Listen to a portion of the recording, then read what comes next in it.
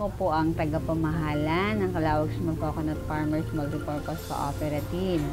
Ito po ang aming munting tanggapan. Kasalukuyan, meron kaming water filling station. Before kasi nag-lending kami. Nung makita ko na medyo nagkakaproblema kami sa lending, nag-divert nga kami sa water filling station. Okay naman ang aming water filling station. Nagkaroon din kami ng coco sauce production. Tulong po ng FFF, on process na siya. Sa registration sa BIPAD, saka sa pag-test ng product. Meron din kami banana chip, coco candy. Mag-open kami ng mga agri-product.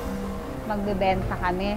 Meron kaming organic fertilizer, yung Plantmate galing sa Rich Fund. Natural feeds from Feed Pro. Sa marketing strategy namin, nakita namin sa Federation of Pea Farmers. Kaya nagpapasalamat kami sa tulong na binibigay nila sa amin. Ito po yung isa sa aming demo farm. Ito po yung mga nakapala namin na natutunan ko po sa pag-seminar sa SWES. Imbis na isaboy po yung seedlings, ang ginawa po namin, inisa-isa po namin para po hindi masayang.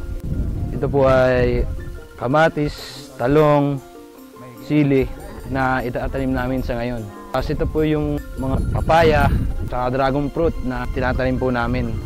Bilang technician po, ang maibabahagi ko, sundin po natin yung makabagong paraan na pagtatanim. Tsaka organic na fertilizer para rin sa kalusugan ng mga namimili. Sa isa pa po sa aming na-encounter na problema ay yung tinatawag na dumping off.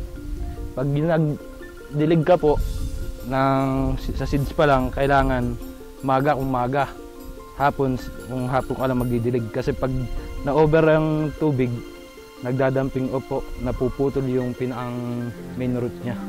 Maraming salamat po sa FF, sa Federation of Pea Farmers, na tumulong po sa akin para matuto ako sa paghahalaman.